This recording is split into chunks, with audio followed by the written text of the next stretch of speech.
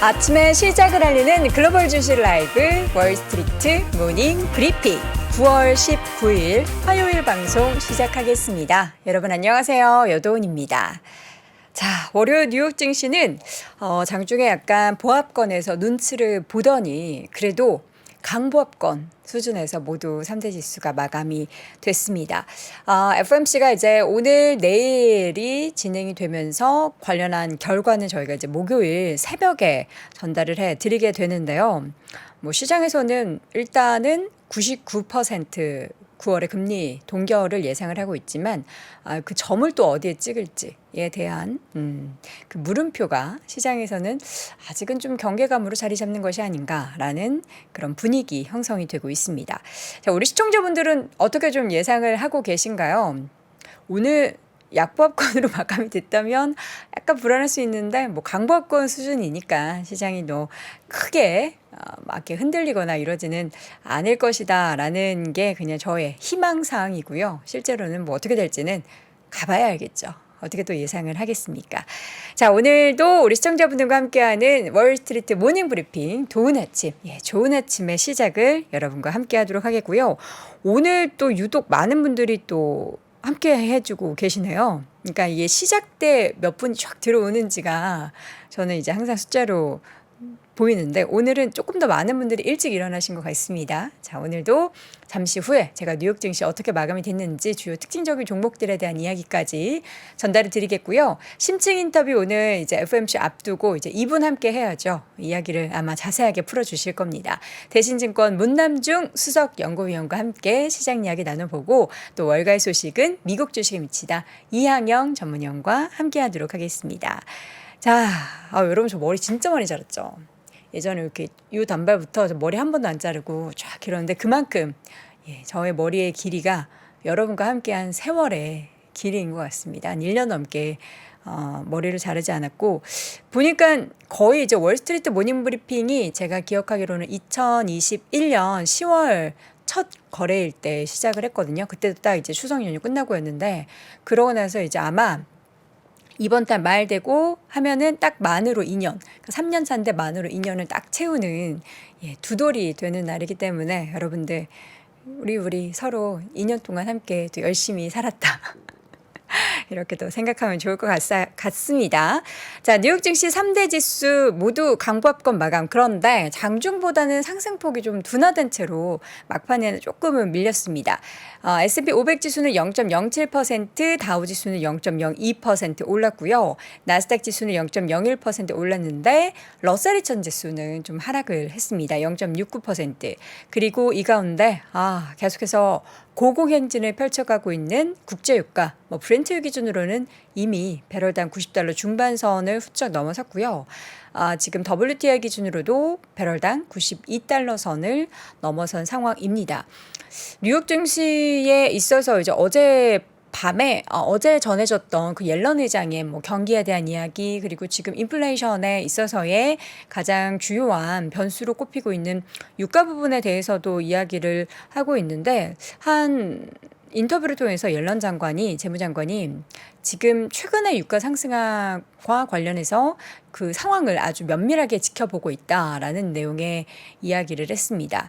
정부가 유가의 상승을 또 억제하기 위해서 어떤 조치를 고려하고 있는지에 대한 질문에 대해서는 휘발유 가격이 낮게 유지되기를 원한다. 바이든은 휘발유 가격이 낮게 유지되기를 원한다라는 정도만 얘기했고 방출을 한다든지 라는 그런 얘기에 대해서는 구체적인 언급을 하지는 않았습니다. 그리고 그 유가의 강세 배경에 있어서는 사실 최근에 중국의 경제 성장률에 대해서 이런 저런 얘기들이 많기는 한데 지금 상황에서 어쨌든 중국 쪽에 있어서의 좀 돌아서려는 그 경기가 돌아서려는 성장세가 국제유가의 상승을 견인하는 데 좀 주된 동력이 되고 있다라고 평가를 했고요. 그리고 지난해 미국의 전력 비축률 방출이 유가 하락에 중요한 역할을 했다고 강조를 했지만 향후에 전력 비축률을 방출하겠다라는 계획 관련해서는 언급을 하지 않았기 때문에 이 부분이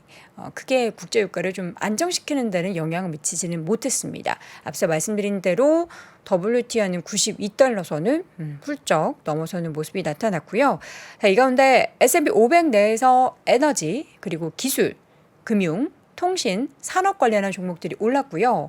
테슬라를 비롯한 임미소비재 그리고 부동산, 자재, 헬스 관련주는 좀 하락하는 모습이 보였습니다. 맵을 함께 볼까요? 자, 일단은 애플 소식부터 여러분 전달을 해 드리도록 하겠습니다. 애플 걱정은 하는 게 아니다. 뭐 항상 농담 삼아 진심으로 농담만 진담만 하는 이야기 중에 하나인데요. 밤사이 1.69% 주가가 올랐습니다. 애플에 대해서는 모건 스탠리와 골드만삭스에서 신규 아이폰 그러니까 아이폰 15에 대해서 그 수요가 긍정적이다라는 전망을 내놨습니다. 어제 또 시장을 뜨겁게 달궜던 이슈 중에 하나가 중국에서 뭐 이전에 아이폰 사용 금지 뭐 이런 얘기들이 나왔음에도 불구하고 그 수요가 과연 어떻게 될지가 참 많은 관심을 끌었는데요. 사전 예약하는데 거의 뭐 분치기, 초치기로 솔드아웃 사태가 벌어지고 하면서 중국에서 아무리 정부가 막아도 애플을 사용하려고 하는 중국 국민들을 막을 수는 없었다. 애플 이번에 아이폰 15 물론 이제 뭐 전작 대비해서도 판매량이 어떻게 됐는지 실제로 사전 예약 판매하고 나서의 그 움직임들까지는 숫자를 더 지켜봐야 될 것 같지만 전체적으로 그 수요에 대한 긍정적인 전망이 나오면서 주가는 1.69%, 1.7% 가까이 상승을 하는 모습이었습니다. 반면에 마이크로소프트는 0.35% 쉬어갔고요. 오라클의 주가도 1.49% 하락 그리고 어도비는 어제 하락을 딛고 오늘은 0.67% 소폭 상승을 했고요. 그리고 엔비디아를 비롯한 반도체주들은 좀 엇갈린 모습을 보였는데요. 엔비디아는 0.15% 소폭 반등을 했습니다만 퀄컴의 주가는 좀 쉬어갔고요. 이 가운데 AMD 그리고 마이크론 테크놀로지, 인텔 등도 1% 미만이긴 하지만 반등을 했습니다. 그중에서 뭐 온세미컨덕터가 좀 1% 넘게 상승을 했다 정도로 볼 수 있겠고 마이크론 테크놀로지 같은 경우에는 도이체방크에서 좀 목표 주가 상향 조정을 했습니다. 이 부분이 또 상승의 배경이 되는 원동력 중에 하나였고요. 디램 분야에서 지금 가격 결정력이 변곡점에 도달하고 있고 11월 회계연도 1분기 매출과 순이익 가이던스에 대한 기대치를 뛰어넘을 것이다 라는 부분들이 긍정적인 호평을 내놓고 목표 주가를 상향 조정을 한 배경이 됐습니다. 구글 0.48% 상승, 메타 전일에 좀 금요일장에 상대적으로 빅테크 중에서도 많이 빠졌던 종목이었죠. 0.75% 반등을 했습니다. 아마존의 주가도 0.29% 소폭 하락했는데 바로 옆에 있는 자동차주 가운데 테슬라의 주가가 좀 많이 하락을 했어요. 뭐 지금 일단은 자동차 관련해서 지금 전미 자동차 노조 UAW 노조원들 파업이 시작된 가운데 앞으로 이제 파업 대상자를 더 늘리겠다라고 경고에 나선 상황 속에서 테슬라는 결국에는 이 가운데 최종 승리자가 될 것이다. 뭐 이런 얘기도 있었지만 테슬라는 골드만삭스에서 올해와 내년 연간 조정 주당 순이익 그러니까 EPS 전망치를 하향 조정을 하면서 주가는 3%대 밀렸고요. 그리고 투자 의견을 골드만에서는 중립으로 유지를 했습니다. 반면 포드나 GM, 스텔란티스 사실 금요일장에서 전미노조가 자동차 노조가 파업을 한다, 돌입을 한다. 뭐 전체는 아니지만 부분적으로 파업을 시작한다라는 소식이 전해졌을 때만 해도 크게 주가가 막 움직이진 않았는데 이게 이제 심각한 것으로 인식을 했는지 자동차 관련한 종목들은 함께 좀 하락을 하는 모습이었고요. 전기차 기업 가운데 그 니콜라 같은 경우에 밤사이 엄청 올랐습니다. 또 지금 애프터마켓에서도 보니까 주가가 상승을 보이고 있는데 GM 그리고 델 같은 요 업체에서 경력을 쌓은 뒤 니콜라 우회 상장을 도운 메리 첸이라는 분이 COO로 부임을 한다라는 소식에 주가는 큰 폭으로 올랐습니다. 이분이 회사에 오면 뭔가 니콜라가 달라질 것이다라는 기대감인데요. 10월 9일부터 업무를 시작한다라고 합니다. 그러면서 니콜라의 주가가 30% 넘게 올라가는 모습들이 나타났습니다. 또 반도체 기업 가운데 지난주 잘 이제 상장을 했지만 금요일장에서도 주가가 좀 하락을 했고 밤사이에도 주가가 4.5% 정도 하락한 ARM 같은 경우에는 번스타인에서 이 종목을 커버하기 시작을 했습니다. 그런데 의견이 시장 수익률 하회 그리고 목표 주가를 46달러를 제시하면서 주가는 4%대 밀려나는 모습들이 연출이 됐고요. 또 전체적으로 섹터 맵을 보자면 앞서 언급했던 에너지주는 전반적으로 국제유가 상승과 함께 올랐고 헬스케어 쪽에서는 1112 그동안의 상승을 뒤로하고 약간 쉬어가는 분위기 가운데 머크, 에브비, 존슨앤존슨 등은 올랐지만 파이자는 주가가 좀 쉬어가는 모습 보였고요. 필수 소비재 쪽에 있어서 타겟 주가가 좀 상대적으로 많이 빠지더라고요. 3%에서 제가 뭐 뉴스를 찾아보긴 했는데 아직은 제가 확인하지 못해서 어쨌든 상대적으로 타겟이 3%대 하락, 그리고 월마트가 0.74%, 반면 코스트코의 주가는 1%대 올랐다라는 부분들이 언급이 되고 있습니다. 자, 그리고 페이팔 같은 경우에도 주가가 좀 하락을 했는데요. 금융주 가운데서 일부 이제 카드사, 뭐 금융, 은행주들은 좀 올랐습니다. 버크셔 서웨이도 0.7% 올랐고요.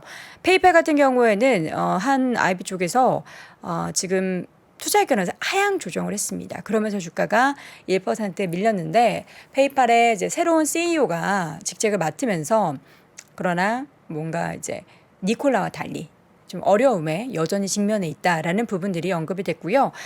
우리 여러분들도 많이 요새 작년부터 이 브랜드 우리나라에서도 다시금 유행을 하고 있죠. 랄프 로렌. 최근에 이제 그 패션 트렌드 중에서 올드머니 룩이라는 게 또 유행인데 그 측면에 있어서도 이 랄프 로렌이 굉장히 각광을 받고 있습니다.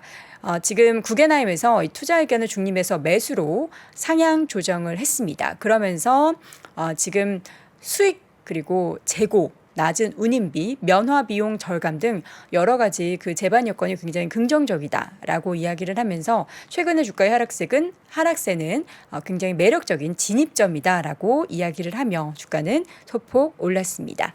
자, 이렇게 해서 전반적인 뉴욕 시장 분위기 전달을 해드렸고요. 이어지는 심층 인터뷰는 대신증권 문남중 수석 연구위원과 함께 이야기 나눠보겠습니다. 네, 저거 되게 재밌겠네요. 라이프 인 넘버스. 숫자로 보는 다양한 뭔가 시장 이야기인 것 같은데 굉장히 또 기대가 됩니다. 토요일, 일요일 오전 9시에 또 공개가 된다고 하고요. 지난주에 콘텐츠 하나 공개가 됐는데 여러분 이제 이프로님의 진행과 또 다양한 이야기들을 볼 수 있으니까 함께 못 보신 분들은 체크해 보시면 좋을 것 같습니다. 자, 왜요? 아니죠? 예, 제가 얘기한 부분에 대해서 코멘트가 있었던 것 같은데, 아니네요. 자, 여행과 휴가도 안 가고 2년 동안 열심히 하신, 그쵸. 근데 저는 중간중간에 주말에 되게 열심히 놀고 있습니다. 예. 제가 휴가 안 가는 거는 일각에서는 뭐 이런 얘기 하더라고요. 저 여도 휴가도 안 가고 저 돈독 오른 거 봐라. 제가 늘 얘기를 하죠. 독 중에 제일 좋은 독은 돈독이에요. 돈독 오르면 돈이라도 벌죠. 다른 독은 움지 마시고 돈독은 저는 장려하는 그런 사람이니까 여러분 돈독 많이 오르시길 바랍니다. 자, 이어지는 심층 인터뷰 대신증권 문남중 수석 연구위원 함께합니다. 위원님 어서 오세요. 네, 안녕하세요. 네, 위원님 지난주에 휴가 아니고 출장 다녀오셨다고 들었는데 아닙니까? 네, 지난주는 지방 출장이 많아서 잘 다녀오셨어요? 서울에 거의 없었습니다. 예. 어떻게 좀 지방 세미나 이렇게 쭉 다니면은 투자자분들의 분위기나 뭐 기관 쪽 많이 다니셨을 거 아니에요? 돈을 어떻게 좀 많이 쓰시려고 하나요? 투자의 집행. 팬데믹 전후와 좀 달라진 거는 네. 투자자들이 이 투자에 대해서 좀 많이 고민을 많이 하는 것들을 좀 느낄 수 있다는 게 좀 달라진 것 같아요. 예. 이전에는 그냥 묻지도 따지지 않고 투자를 저가 매수를 했다면 지금은 약간 사기에는 좀 따져볼 게 많다. 뭐 그런 것도 있고 예전에는 이제 국내 투자 위주의 투자를 하다 보니까 네. 해외 투자와 관련된 자산들의 어떤 전망 이런 것들에 대해서 그렇게 관심이 별로 없으셨는데 지금 오히려 연령대가 높으신 분들조차도 네. 국내 투자보다는 미국 주식과 같은 투자를 이미 하고 계시고요. 앞으로 더 하시려고 하는 것들, 그러니까 그런 고민들을 많이 하시는 것들을 네. 이제 말을 하다가 이제 그분들의 눈빛을 보면 되게 진지하다는 걸 많이 느끼죠. 네. 우리 시청자분들도 어떻게 좀 진지하게 생각을 하고 계신지 아니면 여전히 나는 일단은 고다 이렇게 생각을 하실지 모르겠습니다. 일단은 9월 시장부터 좀 진단 한번 해보죠. 제가 체감하는 9월의 시장은 좀 많이 뭐 하락한 것도 아니고 좀 그냥 애매한 것 같아요. 이럴 때가 사실 저는 더 답답하거든요. 사실 이제 중요한 거는 이제 8, 9월 증시가 아마 투자자분들의 기대치에 못 미치는 증시 흐름이었기 때문에 앞으로 향방에 대해서 많이 궁금해하실 거예요. 네. 근데 이제 지난 얘기긴 하지만 꾸준하게 이제 저는 8월, 9월 지나고 나면 이제 건전한 조정이라고 생각이 될 거라고 얘기를 좀 드리고 있고 9월달 들어서 뭐 권역별 이기와 관련된 내용들이 많이 불거지면서 투자 심리를 많이 위축된 부분들도 있지만 9월 FMC를 기점으로 하반기로 갈수록 그 심리를 좀 완화시키면서 증시는 다시 올라갈 여지는 있다라고 생각합니다. 그래서 네. 저는 10월달에 S&P 500 지수 기준으로는 지난해 1월 수준인 4,800선 수준까지는 충분히 올라갈 여지가 있다라고 생각을 하고 있고요. 그 동의는 그동안 이제 미국 증시 상승을 견인했던 요인은 사실 단순하게 미국 연준이 금리 인상을 중단할 수 있다는 그 기대감이 반영됐던 사항이에요. 그렇죠. 하지만 이제 앞으로는 미국 경기를 바라보는 인식이 더 개선되고 이에 따라서 이제 기업 이익이 상향 조정되는 부분들이 앞으로 미국 증시가 올라갈 때 한 축이 될 걸로 좀 보고 있기 때문에 네. 아마 7월 이전에 미국 증시가 많이 오르다 보니까 이런 생각 많이 하셨을 거예요. 밸류에이션 부담. 근데 앞으로 EPS는 증가하고 P가 떨어지는 흐름들이 계속 연출된다고 하면 앞으로 주가가 올라간다고 하더라도 정강할 수 있는 요인들은 다분하다라고 생각하고 있죠. 그래서 이제 10월까지는 좀 증시가 지난해 1월 수준까지 올라갔다가 아마 11월, 12월 좀 더 늦어지면 내년 1월까지는 기간 조정 형태로 행보하는 흐름들 그리고 나서 내년 1분기 정도 되면 2분기 때 연준이 이제 기준금리 인하를 단행할 가능성이 상당히 높기 때문에 그게 1분기에 미리 반영되면서 증시는 다시 상승할 수 있는 모멘텀으로 작용할 여지는 있다라고 생각합니다. 그래서 내년엔 다행히도 미국 대선이라는 이벤트를 앞두고 있기 때문에 아마 연준의 금리 인하 단행은 과거와 달리 실물 경제와 금융시장 불안을 낮추면서 주가가 더 올라갈 수 있는 힘이 될 걸로 좀 보고 있고요. 바이든 행정부 입장에서도 사실은 재선을 하기 위해서는 경제 성장률을 안정적으로 유지하는 것도 중요하지만 주가 상승을 통해서 자산 효과를 확대하는 이런 과정들도 표를 모으는 데 중요하기 때문에 아마 내년 미국 대선 이전까지는 미국 증시가 계속 올라갈 수 있다는 얘기를 드리고 있죠. 그래서 저는 뭐 9월달 지금 이제 중순 정도인데 지금 현재 이제 증시가 9월 FMC 결과를 기다리면서 경계감을 좀 보이고 있는 상황이긴 하지만 제가 보기에는 되게 그 이벤트를 앞두고 뭐 증시가 마감하는 흐름들을 보면 상당히 견고한 흐름을 좀 보이고 있다고 생각을 하고 있기 때문에 시장 참여자들 역시 이번 FMC가 연준이 금리 인상을 중단하고 어떻게 보면 이제 사이클이 끝나는 그 시점으로 받아들이고 있는 과정이지 않나라는 생각을 해보고 있습니다. 예. 네. 자, 이번 FOMC 점도표도 공개가 되고 뭐 하면서 뭐 일부 보도 보니까 점도표에서 이제 지금 어쨌든 6월에 찍혔던 거는 한 번 더 금리 인상이 지금 남아 있는 거잖아요. 네. 근데 9월에도 이게 동일하게 될 것인지 아니면 또 위로 한 번 더 올려질 것인지에 대해서 요걸 또 주목하라 이런 얘기가 나오던데 우리 문수정님은 그걸 주목하고 계십니까? 아니면 그거 말고 진짜 우리가 봐야 할 건 이거다. 다른 게 있을까요? 이번 9월 FMC 관전 포인트를 4가지 정도로 생각을 하고 있는데요. 4가지나 돼요?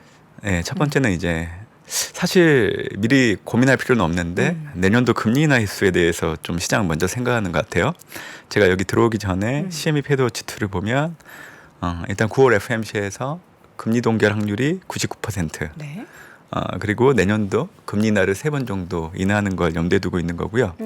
5월과 9월 11월입니다. 지금 보시는 화면에 있는 상단에 있는 거는 제가 지금 얘기를 하려고 만든 표가 아니에요. 네. 예, 그냥 저는 오늘 들어와서 이제 현재 여러분들이 생각하고 있는 지금 이거를 굳이 보여드릴 필요는 없어요. 오해하실까봐. 네, 이거 안 보여주셔도 되는데. 네. 예. 그래서 이제 원래는 4번 정도 기대를 하다가 지금 3번 인하 정도로 낮춰진 부분들을 좀 우려를 하고 있는 것 같은데 저는 일단 내년도 금리 인하라는 효과가 얘기는 먼저 드렸지만 실물 경제와 증시 불안을 낮추는 목적이 더 크기 때문에 오히려 금리 인상 횟수 늘어나면 늘어날수록 좋다라고 생각을 하고 있는데 아직까지 그거를 먼저 시장에 영향을 미칠 걸 염두에 두기에는 너무 빠른 감이 있지 않나라고 생각을 하고 있는 거고요. 두 번째는 금리 인상 여부입니다. 지금 시장에서는 동결을 대부분 생각을 하고 있는데 저는 25pp 인상 그리고 금리 인상 중단을 할 걸로 예상을 하고 있어요. 그렇게 말씀드리는 이유는 사실 잭슨홀 미팅 때 시장에서는 파월 연준 의장이 발언했던 내용들을 보면 앞으로 데이터에 기반해서 통화 정책을 결정하겠다는, 그러니까 전혀 새로운 가이던스가 없었다고 대부분 그렇게 해석을 했었지만 저는 다른 생각을 좀 가졌습니다. 가인 긴축과 가소 긴축에 따른 리스크를 언급하기 시작한 거는 간접적으로 금리 인상 중단 시점이 가까워지고 있기 때문에 연준 내부적으로도 그 시점을 논의하기 시작했다는 의미로 해석을 했습니다. 저는 그렇기 때문에 9월달 금리 인상이 중단되는 거는 기정사실화됐다고 생각을 하고 있는데, 제가 시장과 좀 다른 부분들은 25bp 한 번 더 금리를 올릴 수 있다고 생각하는 거죠. 그렇게 보는 이유는 6월 FMC 때 수정 경제 전망을 통해서 연준은 숫자 조정을 좀 했어요. 최종 정책 금리의 중위값을 기존 5.1에서 5.6으로 높였고요. 두 번째는 레인지의 상단의 기존 숫자 이걸 5.9에서 6.1로 상향 조정을 했죠. 그러니까 연준은 이미 숫자 조정을 통해서 올해 연준이 생각하고 있는 최종 정책 금리를 5.5에서 5.75로 생각을 하고 있다는 거를 미리 시장에 얘기를 해줬고요. 그때 당시 18명의 위원들 가운데 9명이 5.5에서 5.75로 이 점도표 점을 찍어줬거든요. 그래서 이런 징후들을 놓고 온다고 하면 사실 25bp 금리 인상을 할 확률이 훨씬 더 높지 않을까라고 생각을 하고 있습니다. 그리고 세 번째 관전 포인트는 경기 전망인데 6월 FMC 때 수정 경제 전망을 보면 미국의 경제 성장률은 기존 0.4에서 1%로 상향 조정됐고요. 실업률은 4.5에서 4.1로 하향 조정됐고 PC는 3.3에서 3.2로 낮춰졌지만 근원 PC 같은 경우에는 3.6에서 3.9로 상향 조정이 됐죠. 저는 이번 수정 경제 전망을 통해서는 GDP, 실업률 정도는 수정이 가능하다고 보고 있는데 아마 이 GDP 성장률이 1.0에서 좀 상향 조정되는 흐름을 좀 숫자 조정을 통해서 보여주지 않을까. 그러니까 지금 미국은 발표되고 있는 경제 지표 결과를 보면 예상치보다 잘 나오고 있거든요. 이를 CT 경기 서프라이즈 지수를 보면 선진국, 뭐 유럽이나 일본, 미국을 놓고 봤을 때 지금 결과치가 예상치보다 제일 안 나오는 국가는 유럽, 그리고 나서 다음이 일본, 그리고 가장 잘 나오는 게 미국이거든요. 그래서 이런 경제 지표 결과를 놓고 온다고 하면 아마 미국 경기를 바라보는 연준의 인식이 좀 높아지는 부분들도 아마 FMC가 끝나고 나면 증시에는 긍정적으로 작용할 여지는 있다라고 생각을 하고 있죠. 그리고 네 번째 관전 포인트는 중립금리를 수정할지 여부인데요.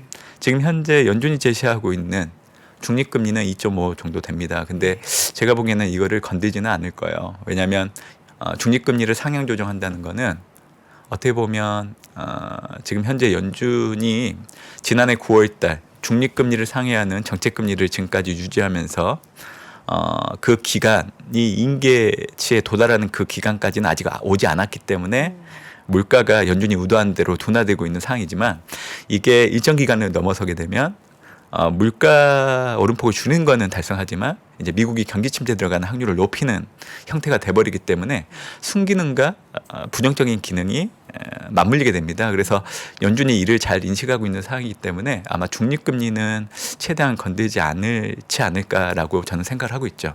네. 자, 그렇다면 FOMC는 이제 그렇다고 치고 지금 뭐 계속 이제 9월 중순이 넘어갔는데도 위기설 얘기는 끊임이 없단 말이죠. 그 위기설에 대해서는 이제 지금 19일이니까 10일 안에 뭔가 새로운 게 터지지 않으면 9월 위기설은 뭐 다시 뭐 10월로 넘어가서 10월 위기설로 나오는 거가 되는 건가요? 아니요. 괜찮아요. 이제 9월 위기설이 없다. 초순에 불거졌다가 중순, 하순으로 갈수록 그 위기설에 대한 시장의 관심이 그러니까요. 줄어들 거로 좀 보고 있기 때문에 크게 문제는 될 필요는 없다라고 생각을 하고 있는데 네. 일단 위기설이 무엇인지에 대해서는 좀 알아두셔야 될 것 같아가지고 좀 얘기를 드리려고 합니다. 네. 지금은 이제 화면을 좀 보여주셔도 될 것 같아요. 9월 초순에 이제 시장의 불안 심리를 높였던 요인들이 권역별로 놓고 온다고 하면 선진국은 미국의 상업용 부동산과 중소형 은행권 불안, 신흥국은 선진국과 신흥국 간의 금리 차로 인한 통화 약세, 그리고 중국의 부동산 위기, 그리고 한국은 부동산 PF 연체율 정도로 정리를 할 수 있을 것 같은데요.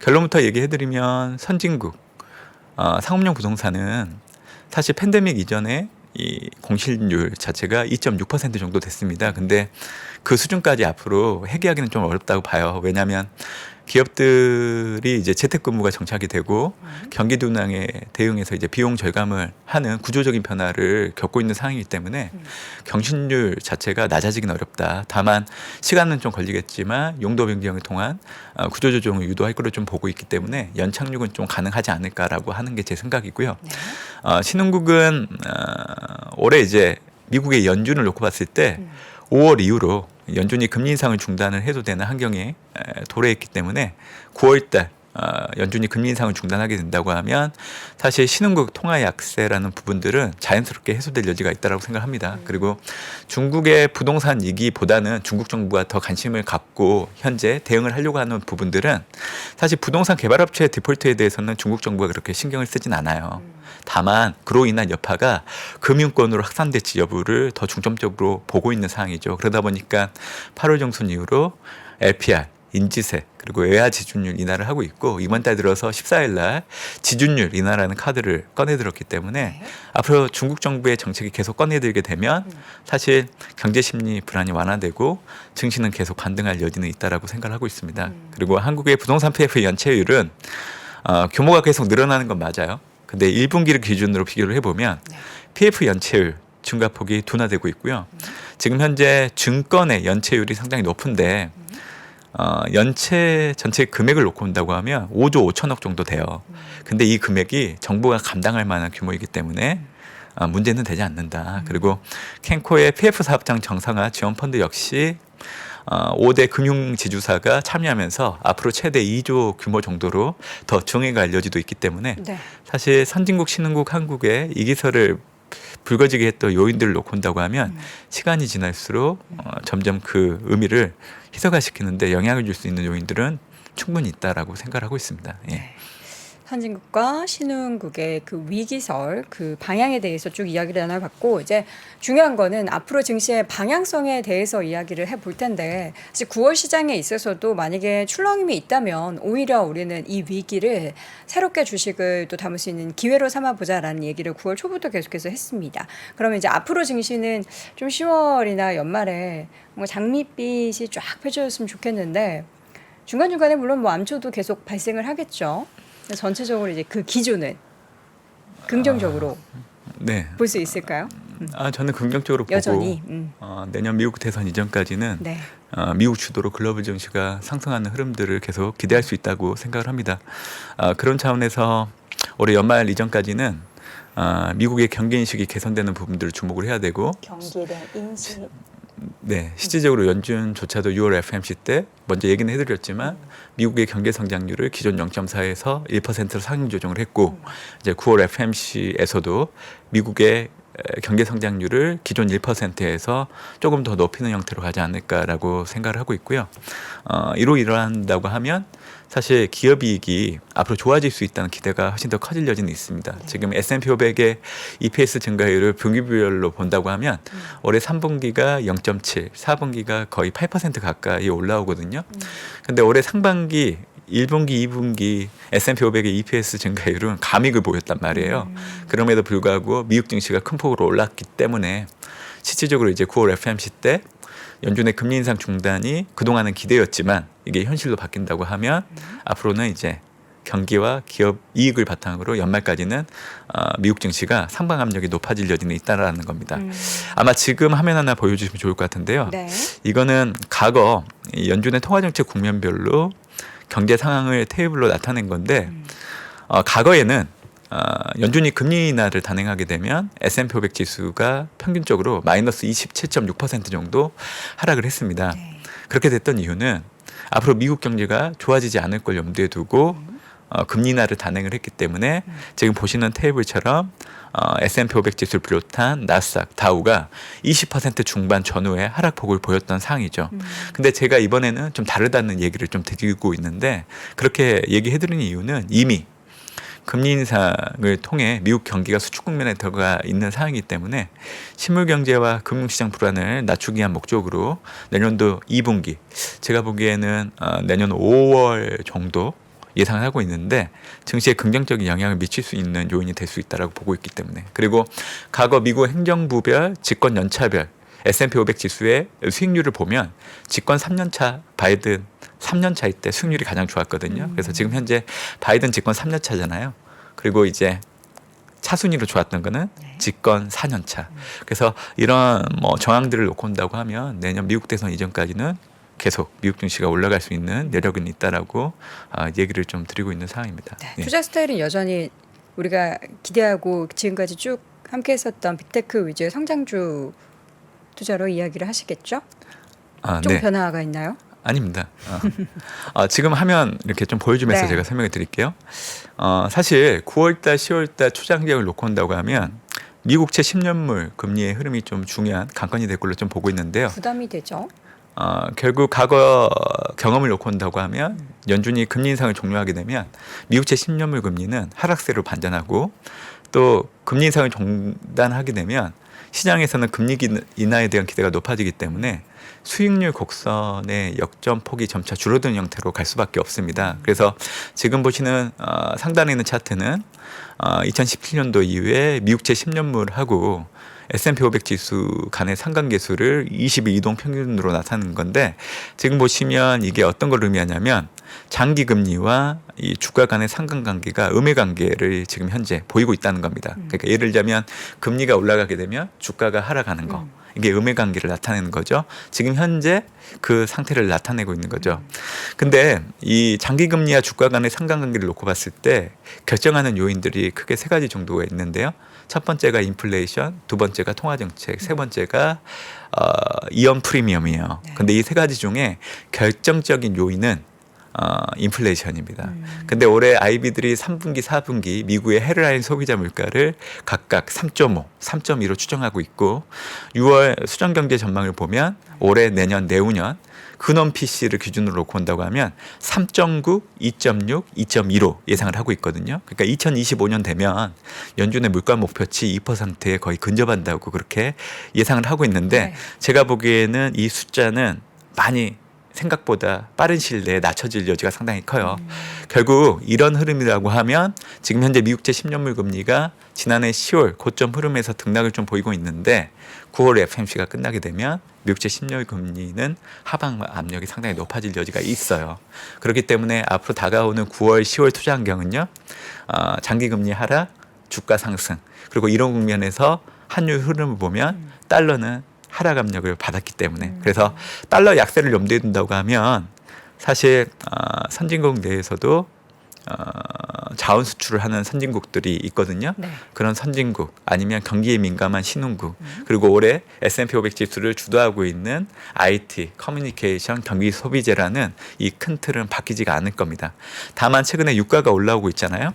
다만 유가가 올라오게 되면 단기적으로는 시크릿컬 업종 그러니까 뭐 소재나 산업재들 이런 섹터들이 과거에 다우가 나스닥과의 키 맞추기를 하는 것처럼 상당히 부진하거든요. 올해 수익률이. 그러니까 기존 주도주와의 그 갭을 줄이려고 올라올 수는 있는데 주도주의 역할로 바뀌기는 어렵다. 그래서 저는 9월달 이미 시간이 좀 지나가 버렸는데 9월 FMC가 끝나기 이전에는 사실 여러분들이 기존에 가지고 있는 자산은 계속 유지하셔도 되고 아니면 내가 새롭게 세볼 만한 대상들이 있다고 하면 비중을 늘리는 기회로 삼으면 좋을 것 같고요. 제가 미국 주식 최근에 좀 보면서 눈에 들어오고 있는 종목들은 네. 애플.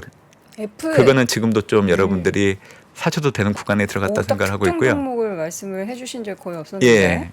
그리고 이제 네. 테슬라 같은 것들도 지금은 좀 접근해도 되는 것 같고. 테슬라. 네. 그리고 최근에 테슬라를 비롯한 전기차 업체들의 주가가 한 2년 넘게 네. 계속 하락을 했거든요. 근데 최근 들어서 바닥에서 좀 올라오는 흐름들 이게 좀 당분간은 여러분들이 좀 수익률을 높이는 한 가지 아이디어가 될 걸로 네. 좀 보고 있기 때문에 일단 미국 주식 별로 얘기는 안 하는데 여러분들께 애플과 테슬라 그러니까요. 그리고 전기차 업체들 주가들을 단기적인 관점에서 네. 좀 트레이딩 하는데 좀 영향을 주는 것도 나쁘진 않을 것 같아요. 보인다고 얘기 드리겠습니다. 주식 투자에 있어서 사실 항상 이제 섹터 이야기를 많이 해주셨는데 오늘은 특정 기업을 또 말씀해 주셔서 하나만 더 여쭤보자면 우리나라 투자자분들 중에서 이제 뭐 국제 투자 장기국제 투자하시는 분들 굉장히 많았단 말이죠. 작년부터.